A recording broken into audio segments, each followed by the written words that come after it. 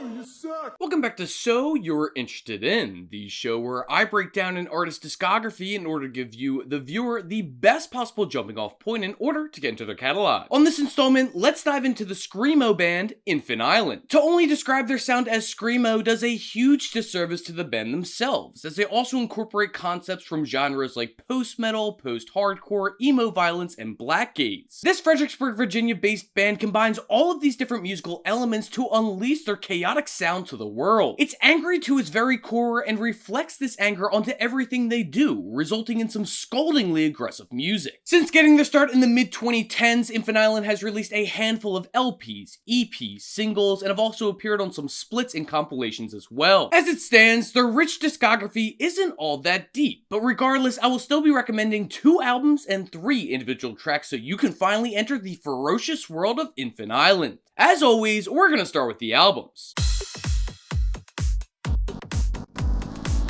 The first Infant Island album to listen to is their 2018 debut self-titled LP. This is a stupidly cohesive record that is jam-packed with dynamic screamo tracks. We get a great mix of assaulting aggressive music blended in with dreamy atmospheric sections that allow you to catch your breath before the next deadly blow. I mentioned the cohesion of this album mainly because of the stellar sequencing throughout, especially with the stretch of songs Replenish, Broken Pieces, and Fall. Replenish opens in blistering fashion, hurling drum pounds, emo riffs, and vocal yelps at you like 100-mile-an-hour fastballs. It's not even like the song is particularly fast, but it presents itself with such a heaviness that you're forced to bow down for more gut punches. Replenish eventually fades into the ether to ring in the next song, Broken Pieces. Once again, not a crazy uptempo instrumental, but the vocals bring the screamo mentality to life through strained screams and yearning lyrics. The instrumental itself leans more towards post-hardcore, allowing the notes to ring out in a fuzzy blend of noise and beauty while chugging along in a great groove. I'd go as far as to say that these guitar tones are borderline black metal, although they never quite hit the apexes that are typically associated with that style of music. The cut comes to a close with the percussion going into overdrive, then quickly vacating the scene for a nearly silent outro. That leads to the track Fall, which will end this run of superb sequencing. I'd argue that this is the catchiest song on the album, which I don't say lightly considering the nature of their music. The guitars and bass rise and fall through a journey of riffs, increasing your anxiety levels with each sweeping pass. It's another killer performance by vocalist Daniel Kost, who survives the crashing waves of instrumental demise like a champion swimmer. Between Replenish, Broken Pieces, and Fall, Infant Island proves that they can create a whole piece of art rather than just a bunch of songs tossed onto a project. But I'm not done talking about this record quite yet, because the penultimate track, A Preoccupation, deserves its time in the spotlight. Featuring a very pensive instrumental build-up in the intro, you'll be pulling your hair out in anticipation. The wait is worthwhile though, because once the floodgates do open, there's no turning back on the tirade of noise. The only reprieve that we really get is when the vocals enter the fold, as Kost unleashes some devastating lyrics all about wanting to kill yourself and wanting to be nothing at all. Actually, now that I think about it, there truly is no escaping the darkness that this song emits. It's a deeply harrowing and moving cut, but hot damn does that shit kick ass. And that can be said about the vast majority of the self-titled effort. It's a very deep and personal LP that releases its demons in captivating fashion. Plus, at only 7 songs, you'd be doing yourself a disservice by skipping out on it. Next up, I highly recommend listening to their latest release, 2024's Obsidian Wreath. This is a train wreck of a record, not because it's bad, actually it's quite the opposite. It's a train wreck in a way that you see the wheels coming off the tracks and sparks beginning to fly, but you can't help but gaze upon the imminent disaster. And much like a wrecked locomotive, Obsidian Wreath leaves a lingering, blackened smolder in its cataclysmic wake. Opening up with the utterly vicious track Another Cycle, you are tossed into the fire while bound and gagged. This thing comes in hot, and just through the opening notes, you can tell there's a tonal shift with Obsidian Wreath, like it was meant to be important. Kost provides a great selection of vocal deliveries, all mixed together to craft a life-eviscerating cut that molds black metal and screamo all into one scary little package. When this album first dropped, somebody in the Forever Spinning Discord server said that listening to this was like experiencing Sunbather by Death Heaven again for the first time. And even after just one listen to to another cycle, I think that you'll agree with this take. Another killer tune comes in the form of Clawing Still. Another intense installment, the guttural screams are like ear poison, while the instrumental might as well pull out a 12 gauge and blast your face off. It is absolutely methodic in the evil it delivers. It's like in a cartoon when one character gets beaten up by a bunch of other characters, all that we really see is the before, the dust, and then the broken character afterwards. This bloodlust for chaos doesn't last forever though, as the song Amaranthine opens up with a graceful and beautiful guitar progression that builds into heavenly dismay. When the instrumental switches to destruction, it explodes with the heat that you can feel, like the radiation of an atomic bomb. If you crank this up on your speaker, there's a non-zero chance that your house shakes so much that it just gets up and walks away. Finally, this LP closes out with the song Vestigen. Goddamn, this is an excellent, epic album closer. Even at a 7-minute runtime, it simply doesn't quit with its unmitigated fury. It's massive in all facets, but the crescendo towards the end is absolutely magical. And yet, it doesn't lose any steam with 2 minutes remaining, still standing strong with spectacular performances from each member of the band. Listen, I'm not trying to tell you how to live your life, but you'd be a gosh dang fool to not give Obsidian Wreath a fair shot. And with that, we wrap up the albums, but don't you go anywhere, because we still got some tracks to cover.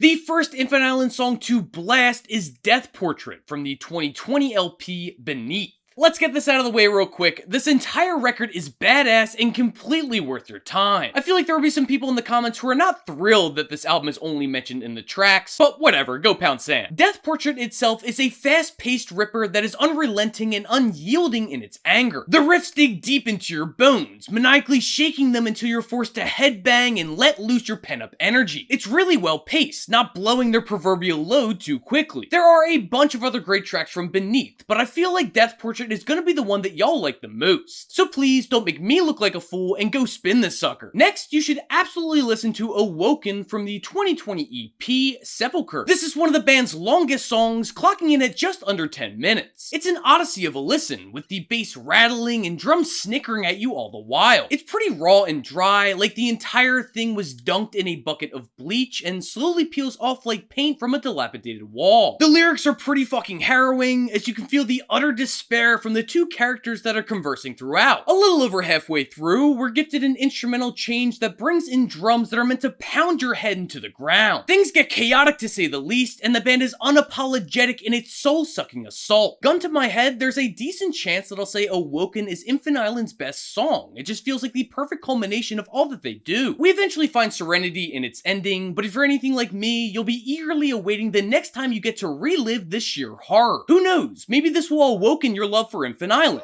Okay, yeah, I deserve that. Finally, I want you to check out the 2018 single, Where There Is Ruin. According to the Discogs release page for this very song, this is an old track that was eventually re-recorded and repurposed for this single. And I'm very glad they did this, because this thing fucking rips. This track is basically built on top of this super low, growling guitar or bass that is constantly pulsating, creating a blackened mood. Even though this is one of their older songs, I think it's still one of their best sounding releases. It's crunchy, raw, mangled, and blown out, doing all that it can to drill deep into your soul. The final pieces of the instrumental feel like they're trying to leap out of the mix before disintegrating into the void. This is 6.5 minutes that you'll be willing to endure time and time again. And that will conclude my video covering Infinite Island. Links to all the albums and tracks discussed here will be located in the video description box below. Scroll down even further to the comments section where you can let me know if you liked any of the albums or tracks that I picked here. Maybe you're a huge Infinite Island fan and you think that I completely butchered this list. That's fine. Go to the comments and let me know. If you have any artists that you would like to see covered on so you're interested in, please leave that in the comments as well. Just be aware that I do have a bit of a backlog built up, so if I don't get to it right away, it's nothing personal. I'm probably working on it. If you're a huge music nerd like me, then might I suggest joining the official Forever Spinning Discord server, wherein they're talking old music, new releases, hot trends, fresh vinyl, and everything in between. So please, feel free to join in on the fun. We would love to have you. There's a link to that in the description as well. And if you haven't done so already, please be sure to subscribe to Forever Spinning. I put out new videos just like this every single week, along with other shows that I do, such as Stacks of Wax, Where It's At, and The Variety Show. There's a lot of fun content coming down the pipeline, and being subscribed not only helps me out, but it also lets you know when these new videos drop. And that is just about going to do it, outside of my usual reminders for you to go out and support your local record store if you were able to, along with the local artists in your area, and well, till I see you next time, happy listening.